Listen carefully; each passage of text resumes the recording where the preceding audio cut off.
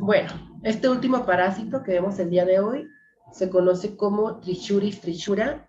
Este ya es un nemátodo. Es otro grupo de parásitos completamente distinto, en el cual ya se encuentran los ascaris, se encuentra Trichinella spiralis, se encuentra Strongyloides stercoralis, Enterobius vermicularis. Aquí ya se encuentran todos los nemátodos. Los nemátodos, sin excepción, todos, absolutamente todos, son dioicos. Hay machos y hay hembras, y de los dos se requieren para llevar a cabo la reproducción. Este parásito en especial, Trichuris trichura, causa una enfermedad o la infección que se conoce como tricocefalosis o trichuridosis o trichuriosis. Es un parásito intestinal e infecta principalmente el intestino grueso en humanos. Es el lugar en el cual vamos a encontrar este parásito. También puede llegar a infectar a perros, a monos, cerdos. Entonces el perro o los perritos también son una fuente de transmisión del parásito. Y se considera como una geomitiasis porque requiere que una persona coma tierra para que pueda contraerlo. Los huevos casi siempre requieren, de hecho, que estén en la tierra porque tardan un tiempo en volverse infecciosos. Es una característica del parásito. Generalmente, para que un huevo se vuelva infeccioso, tarda como entre 3 o 4 semanas, desde que lo desechan hasta que pues, empieza como a madurar. ¿Cómo es su morfología o cómo es en este caso el parásito? Es chiquitito, es muy pequeño, mide unos 35 a 50 milímetros en el caso de las hembras. Los machos son relativamente un poquito más pequeños, de 30 a 45 milímetros. Eso es una característica que vamos a encontrar en todos los nemátodos, y en casi también todos los artrópodos de importancia médica, que los machos suelen ser siempre más pequeños que las hembras. Las hembras son las de mayor importancia. Otra característica propia del parásito es que presenta su parte anterior un poquito más gruesa, en este caso un poquito más ancha, que es donde se encuentran pues, sus órganos de cierta manera, y la parte posterior, que es ya como la cola, pues es muy delgada, de hecho parece como un látigo. Como es un parásito nematodo, este parásito en sus características generales, que yo espero que las vean en la práctica de biología de un nemátodo, no sé si ya la hicieron, eh, pues ya son parásitos que tienen intestino, intestino, tienen también cordón nervioso, tienen también en este caso pues una boca, tienen ano, ya tienen aquí un lugar por donde desechan lo que consumen. ¿De qué se alimenta el parásito? Pues se alimenta de sangre. También se alimenta de sangre este parásito. Y en la parte del ciego, que es la primera porción del intestino grueso, es donde encontramos la cópula entre machos y hembras. Ahí se van a quedar copulando durante pues, bastantes años si no, no se desparasita uno. Tenemos que un parásito, o los parásitos en general, pueden vivir en el cuerpo humano a entre 5 y entre 7 años. O sea, viven un tiempo relativamente largo. Y en este tiempo, pues una hembra por día puede poner unos 11,000 huevos. Entonces, esto puede aumentar la carga de parásitos que haya en una persona. Este es el esófago. Aquí tenemos la vulva, la vagina, los oviductos, y esto todo de aquí sería el ovario en el caso de las hembras. Bueno, otra característica propia también del parásito son sus orificios bucales. No tienen labios, es algo que vemos mucho, por ejemplo, en Ascaris lumbricoides. Ellos sí tienen pues, unos labios para estar succionando el alimento. También poseen un esófago muy musculoso en la parte anterior, y esto les permite como tener un nombre, en este caso que se conoce como estitocisto. Esta es una característica muy importante que lo diferencia sobre todo de Trichinella spiralis, que desde mi punto de vista Trichinella spiralis no tiene nada que ver con esto porque ni siquiera tiene la forma y aparte ni siquiera es un parásito del intestino. Trichinella spiralis es un parásito del músculo. Por eso no la llevo como la analogía. También, en el caso de los machos, pues en la parte anterior presentan una espícula, que es con lo que le permite copular, y de hecho se cree que este látigo, esta parte de, que es como más gruesecita, pues le ayuda como a sujetarse de la hembra, o de sujetarse entre ambos. Huevos son muy característicos en Trichura y Trichura, parecen balones de fútbol americano. Esa es lo que se parecen más. Son demasiado fáciles de identificar y son relativamente un poco grandes. Miden entre 45 a 55 micras de largo y de 20 a 25 de ancho. Presentan dos tapones, que son estos que estamos viendo aquí. Y eso es lo que les da como la característica. O sea, ningún otro parásito tiene esta forma. Es muy, muy característico el huevo de Trichuris trichura. Tiene dos capas gruesas, o dos cáscaras, que le permite como permanecer viable en el suelo, o en este caso, pues sí, en el suelo durante varios años. Y por día la hembra va a liberar 11,000 huevos a 10,000 huevos. Es como el promedio que libera una hembra. Entonces, si una persona, pregunta capciosa para ustedes, si una persona al día está liberando unos 33,000 huevos, ¿cuántos parásitos tiene esta persona en su interior? Si una Pues 3, ¿no? persona... 3, 6, porque macho y hembra. porque es un macho y hembra, exactamente. Serían 3 hembras y 3 machos, serían 6 parásitos. Su ciclo de vida es muy fácil, solo requiere del ser humano para llevar a cabo todo su ciclo de vida. Inicia cuando nosotros desechamos a través de las heces los huevos. Los huevos deben permanecer en la tierra unas 2 semanas, 3 semanas, a una temperatura ambiente para que empiecen a madurar. Después de este tiempo se forma el embrión y se forma después la larva. Ya aquí está la larva formada. Cuando este huevo que ya tiene la larva lo consumimos, pues la larva nace en el duodeno. Del duodeno hacia el ciego alcanza sus 4 estadios de larva, va mudando como su cuerpo hasta que se va haciendo pues totalmente adulto, y cuando llega al ciego pues ya es un adulto desarrollado.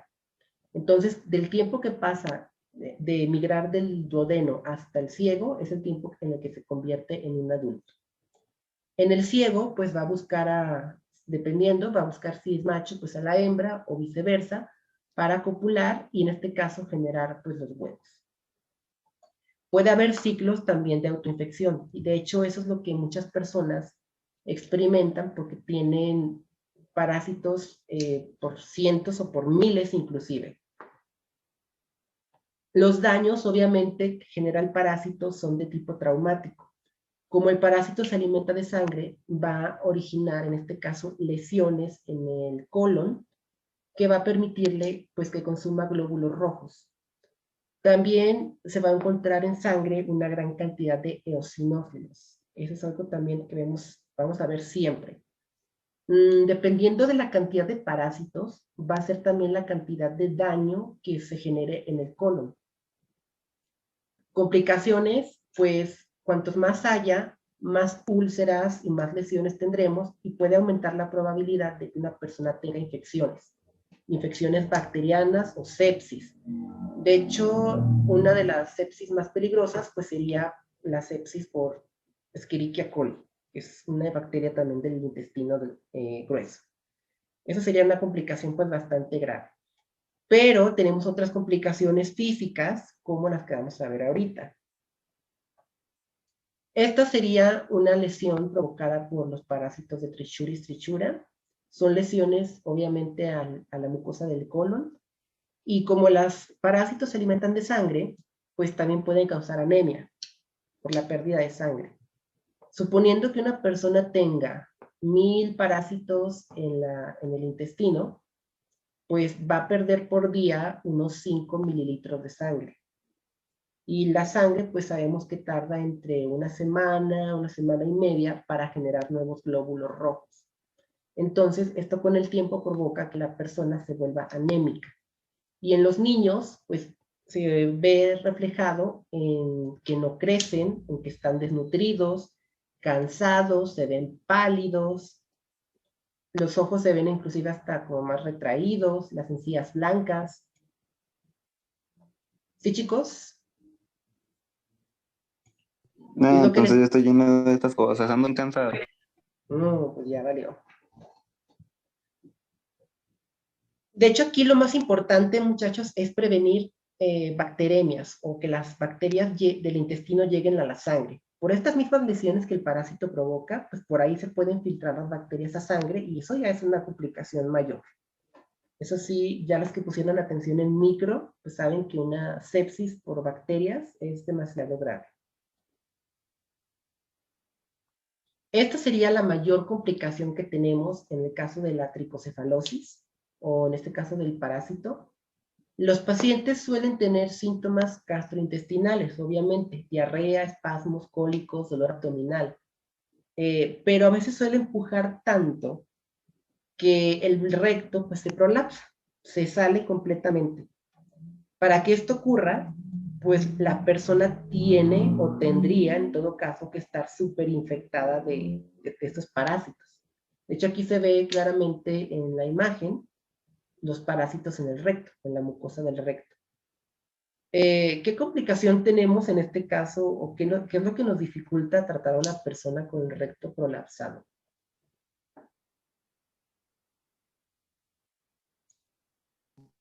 Dolor. ¿Algo más, chicos? Puede ser que se infecte, pues, porque ya está expuesto, ¿no? Se infecte de otra cosa. Exacto, exactamente. El recto, pues, se expone al exterior y se infecta, se contamina con bacterias que no están en la microbiota. Entonces, no podemos, obviamente, meter el recto o volverlo a poner en su lugar sin antes desinfectarlo. Entonces, es una complicación que pues, tienen las personas que presentan hasta 5,000 huevos, 5,000 parásitos en su intestino. Es realmente pues muy serio. Obviamente con esto pues hay dolor al defecar, la persona suele estar estreñida también de repente, lo que pues le origina que puje más y ocasione pues esto. En los niños, pues ya lo mencioné, tenemos disentería o diarrea con sangre, ese es con sangre, no comen, hay anorexia, están pálidos, no crecen, pierden peso y pues completamente desnutridos.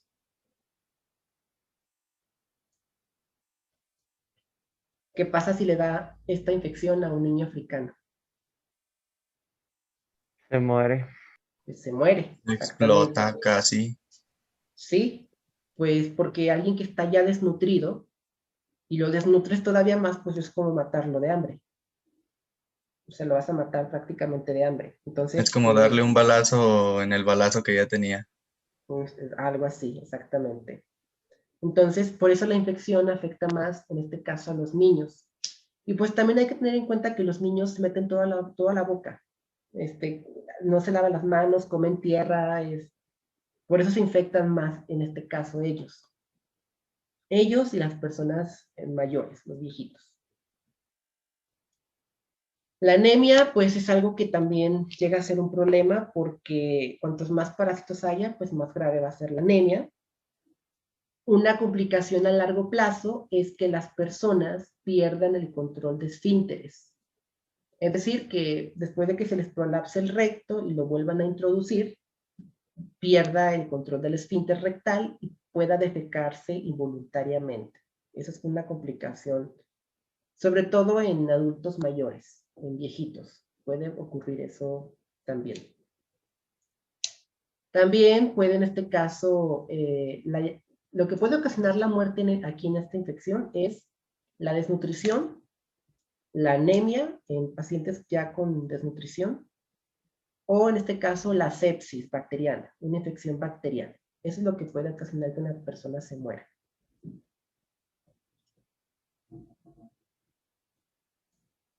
Bueno, de su epidemiología, casi para terminar, ¿Qué es lo que nos interesa de su epidemiología?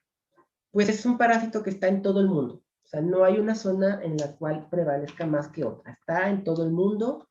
Generalmente lo encontramos mucho en personas que tienen pica o que comen cosas que no se comen. De hecho, alguien que tiene pica, pues tiene una enfermedad psiquiátrica. Y pues son capaces hasta de comerse un celular. O sea, es alguien que tiene pica.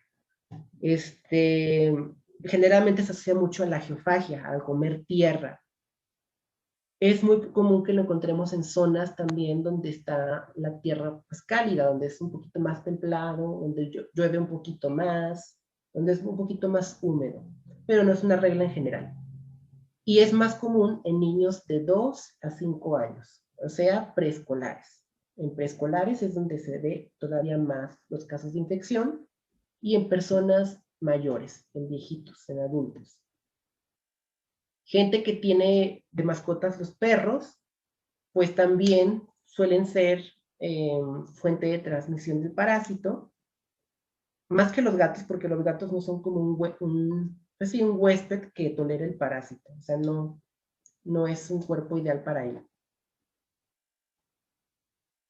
Y su diagnóstico se basa principalmente en la clínica y en buscar los huevos del parásito. A veces las larvas suelen salir también en las heces, o suelen salir gusanos en las larvas, perdón, en las heces, mejor dicho.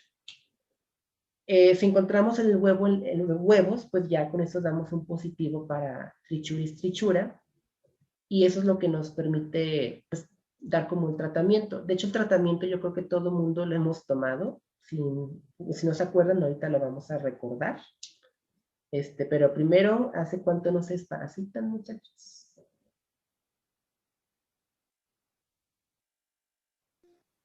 No, ya tiene rato. ¿Qué es eso? No, no. Como 6 meses, más o menos. Ya te toca, no. Sí, ya. Pues el tratamiento, yo creo que Como 19 años. yo creo que todo el mundo lo hemos tomado, incluyéndome, es Permox. Este es el tratamiento para esta infección. Yo creo que todo el mundo lo tomamos. ¿No es el uno que dan en la escuela? Creo que el que dan en la escuela es albendazol.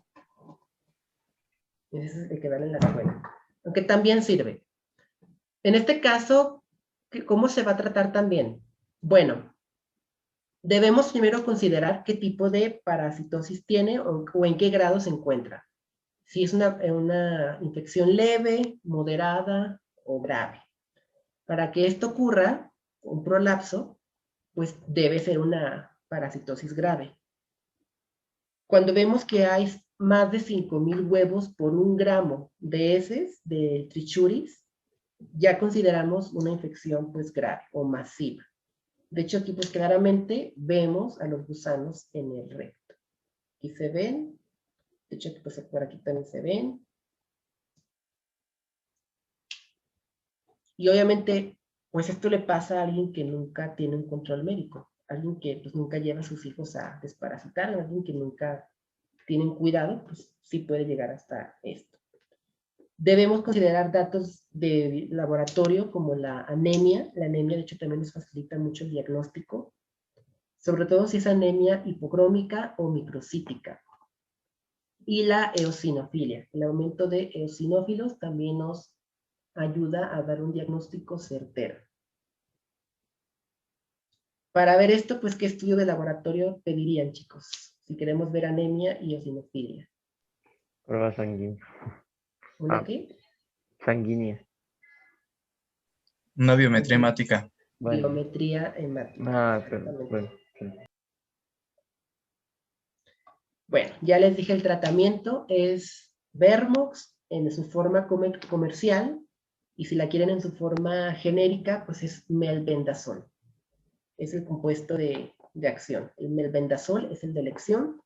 Se da 500 miligramos, una sola tableta, y eso es todo. Los parásitos se van a morir de hambre. Se mueren. También, como les menciono, el albendazol funciona. Sí funciona el albendazol, y también es en este caso 400 miligramos, una sola toma al día, pero se extiende por 3 días, se da por más días el albendazol.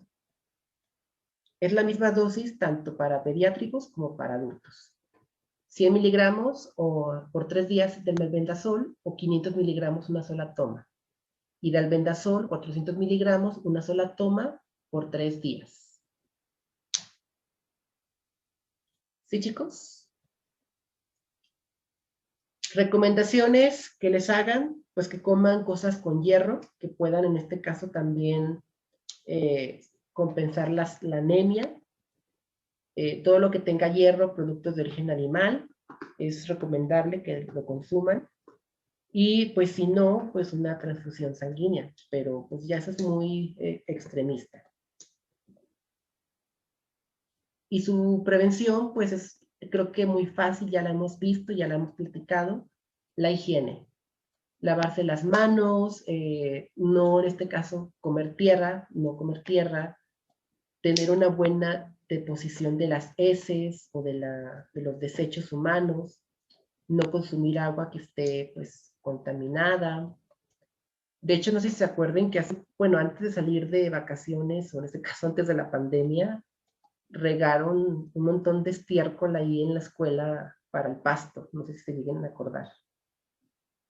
Eso también es un factor que ayuda a que el parásito pues florezca.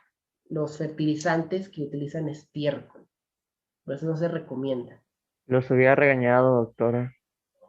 No, ya para qué. Yo lo que quería era salir de ahí, era horrible, olía asqueroso. Pero es que es mejor, Sí. es que es como, tiene sus pros y contras. También los agroquímicos dañan mucho el pelo y el... Se te traba mucho. Sí. Pero bueno, sí le Ah, entendí que tiene sus que pros y contras, porque los químicos dañan mucho y pues en teoría el estiércol pues no, un poquito menos. Pero pues realmente no es como lo más higiénico. O sea, no es algo realmente muy agradable. Esa sería como la prevención, chicos. Básicamente la higiene y pues el control sanitario de las personas. Preguntas de Trichuris, Trichura. Está fácil, ¿no? Yo, maestra, ya tengo una duda. ¿Qué será? ¿No hay un método específico para el diagnóstico? O sea, por ejemplo, es muy evidente cuando hay, bueno, pues los parásitos en las heces y en el prolapso rectal, pero no se hace como un método especial para saber, confirmar que es trichuris, trichura. Pues nada más viendo los huevos. Con los huevos, o sea, aquí sí podemos nada más con los puros huevos saber que se trata del parásito. Les digo, los huevos son muy fáciles de identificar. Está demasiado corto y también muy fácil de entender, o sea, no hay tanto problema con este parásito. Este ya es un nemátodo, pertenece a otro grupo. De hecho, ya cuando veamos la próxima semana la práctica de biología de un nemátodo, hablaremos de cómo es la biología de los nemátodos. Trichuris trichura causa lo que se conoce como tricocefalosis. Esa es la infección que causa este gusano. Y principalmente es una infección intestinal que afecta el colon o el intestino grueso. Es transmitida, obviamente, por comer tierra, una geoenitiasis. Y sí, hay personas que tienen trastornos como el pica, que es cuando comen cosas que no son comestibles, y en este caso también por comer tierra. No se puede transmitir en este caso por una forma fecal oral, porque las larvas, o en este caso los huevos, deben pasar un tiempo determinado en la tierra para volverse infecciosos. De otra forma, pues no lo podrían ser. Y obviamente todos los nemátodos siempre tienen como unos 4 estadios larvarios, un adulto y un huevo. En este caso no es la excepción. Hay machos y hay hembras, por lo que esto quiere decir que se requiere de ambos para que se pueda llevar a cabo una infección completa.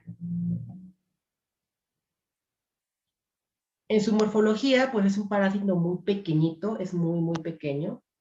aunque no le quita lo peligroso que pueda llegar a ser, y suele vivir aproximadamente unos 5 o 7 años en nuestro colon, ¿no? En nuestro intestino.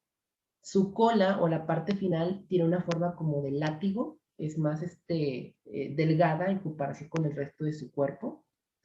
También mide, en este caso, la hembra más que el macho. La hembra suele ser más grande, por poco en este caso, pero suele ser más grande. Suelen medir milímetros, en este caso de 35 a 50 milímetros. Aunque, a pesar de que son pequeñitos, sí los podemos ver a simple vista. Esto sería el ciego y esto sería obviamente un paciente que tiene una gran carga parasitaria. De hecho, aquí es importante que ustedes sepan hacer los cálculos que les mostré la semana pasada, porque a través de ellos vemos la cantidad de parásitos que tiene. ¿De qué nos sirve ver la cantidad de parásitos? Pues saber la gravedad del asunto, porque vamos a tener complicaciones como el prolapso del recto. El recto se puede salir completamente. Tenemos también, en este caso, que este parásito es también importante en comparación con otros como Trichinella spiralis, porque su esófago es más musculoso. Y a pesar de que Trichinella no es un parásito intestinal, es un parásito de tejido, pues a veces algunas personas lo llegan a confundir cuando lo ven externamente, pero desde mi punto de vista y profesional, pues no tiene nada que ver un parásito con otro. De hecho, ni siquiera se parecen. El macho siempre va a tener como en la parte final una espícula copulatoria.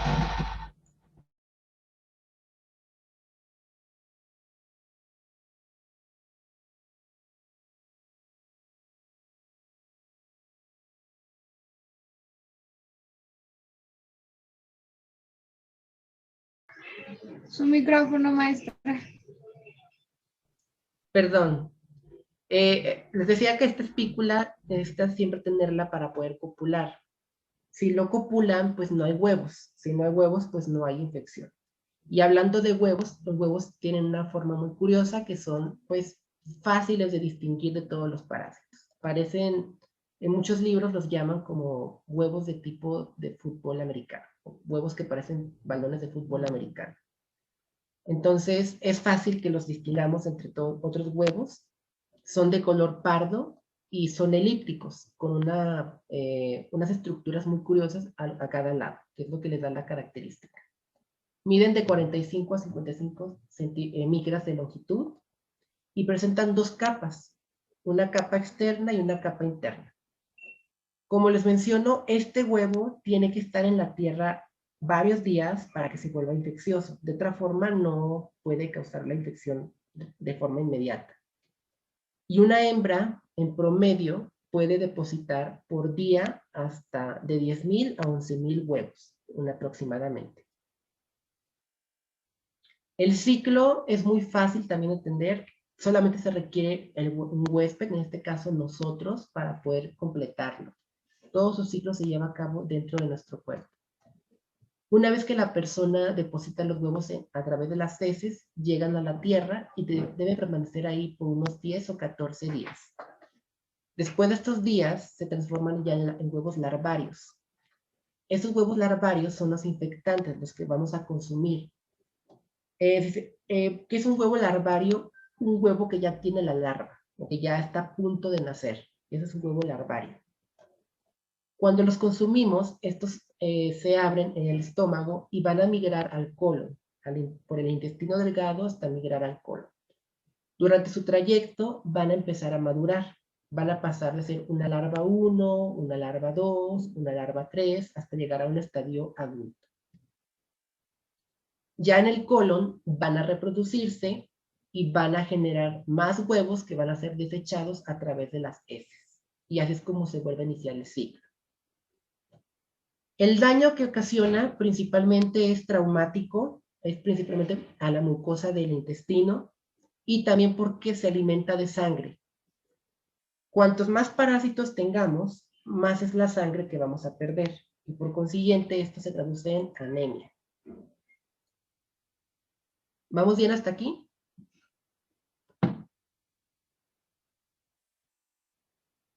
Encontramos también, en este caso, muchos eosinófilos alrededor. Van a querer eliminar el parásito, pero pues no van a poder hacerle absolutamente nada. Encontramos también traumatismos, pequeñas lesiones o grandes lesiones en el colon. Estas son las lesiones típicas que suelen dejar los parásitos en el colon. Son pues, lesiones que suelen estar sangrando y suele ayudar a que también haya infecciones bacterianas de forma secundaria. Recuerden que el colon es un lugar muy sucio y hay muchísimas bacterias que pueden ser oportunistas. Va a depender mucho también del estado de salud del paciente, qué tanto le vaya a afectar. Obviamente es más peligroso esto en niños y en ancianos, en adultos. Encontramos anemia macrocítica hipercrómica. Y por día, aproximadamente un parásito absorbe 0.005 mililitros de sangre. Lo que significa que si tenemos 1000 gusanos en el intestino, vamos a perder diariamente 5 mililitros de sangre.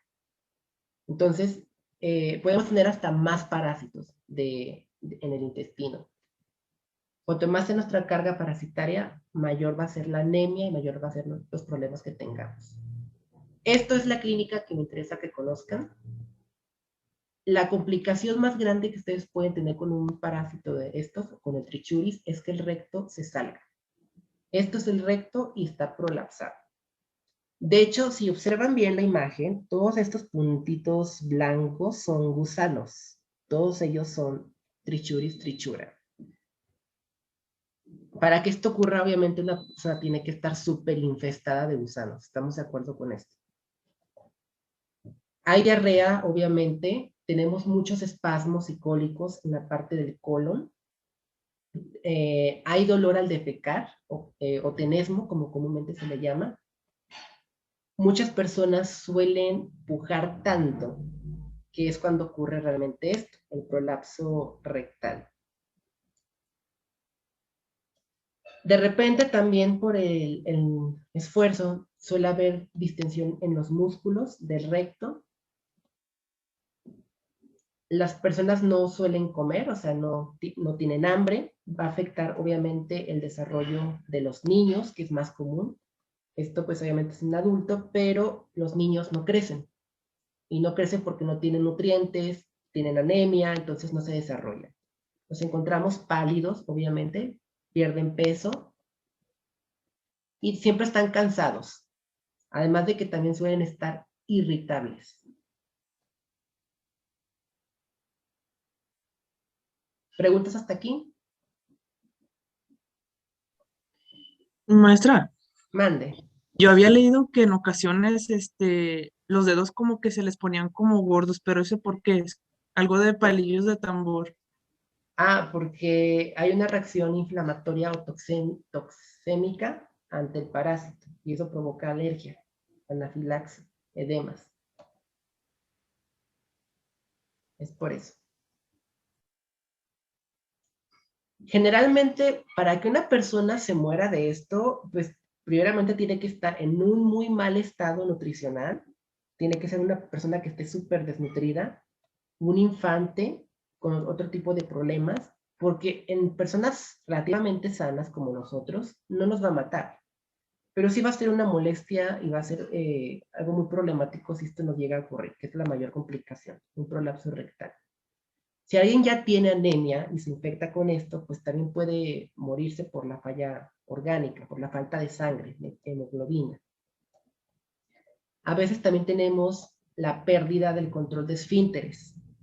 Es decir, la gente ya no puede como controlar el esfínter anal y termina defecando involuntariamente. En cuanto a su epidemiología, bueno, pues es obviamente una geomitiasis. Los niños son los principales afectados. Ustedes saben que los niños comen tierra, se meten la mano a la boca, no tienen tanta higiene, juegan con mascotas. De hecho, las mascotas, en especial los perros, son también fuente de transmisión. Es más común que la infección la veamos en personas de 2 a 5 años de edad y en personas ya de la tercera edad. Es necesario que la gente coma la tierra o que se meta alimentos con tierra para que pueda contraer la infección. De otra forma, es un poco complicado. Y estos padecimientos se asocian mucho a la geofagia o al pica, que son ya cosas que van a ver en psiquiatría. Generalmente es una infección que afecta a millones de personas en el mundo. Es muy común esta infección. Y pues en cuanto a su respuesta inmune, pues tenemos también eosinofilia. Tenemos una respuesta inmune con TH1. Ese sería el parásito. Y en el diagnóstico, pues es buscar los huevos. Es buscar los huevos o buscar el parásito en sí. O sea, no hay otra manera de confirmar diagnóstico. Si encontramos el gusano o el huevo, ya, con eso es necesario, es lo indicado para dar tratamiento. Si tenemos un prolapso rectal, que es lo que les comentaba, hasta aquí podemos inclusive ver los parásitos. Aquí está uno, aquí está otro, otro, y aquí tenemos pues uno más grave.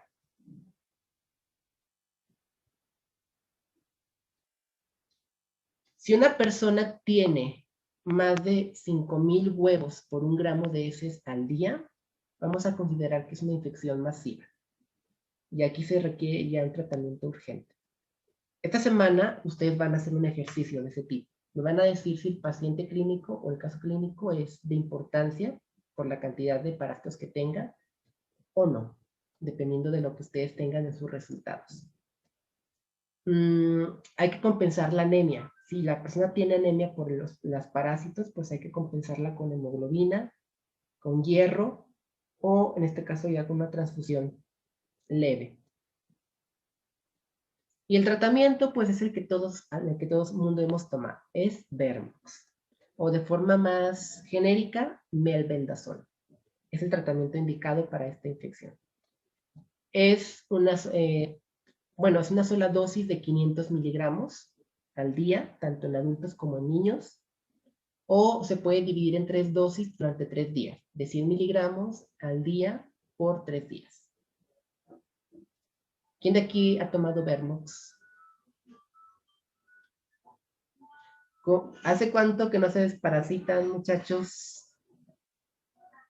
Ya ha llegado el momento, llegó la hora de que se desparasiten.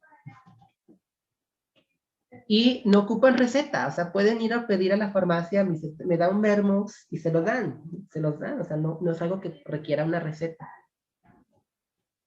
Entonces, pues, ¿qué es lo que hace el medicamento? Interfiere con el metabolismo de la glucosa.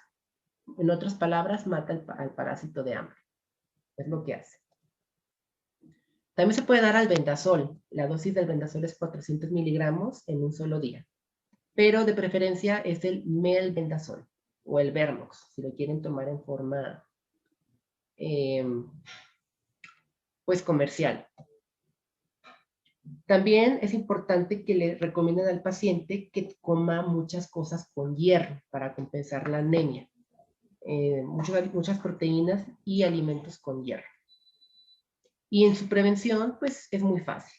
Simplemente la higiene, no comer tierra y tener buen saneamiento de las heces. O sea, no defecar como al aire libre, en lugares al suelo, o en lugares donde haya agua. Tener un control biológico de las aguas negras. Eso es lo que hay que tener en cuenta. No usar fertilizantes. De hecho, no sé si se acuerdan que hace poquito, bueno, antes de la pandemia, en la escuela pusieron popó de chiva ahí en todo el pasto. ¡Qué asco! Olía asqueroso. No sé si se acuerdan que olía asquerosísimo. Pues también no hay que hacer eso. O sea, el fertilizante no tiene que ser a base de heces, porque puede ser foco de infección. Ustedes ya lo saben, así que ya pueden regañar a sus directivos. Y pues básicamente eso sería todo de Trichuris Trichura. Fácil, complicado, sencillo. Está fácil. O sea, yo creo que ya a partir de este punto todos los parásitos intestinales están súper fáciles de entender. Solamente entendiendo el ciclo de vida y la patología es como lo vamos a llevar.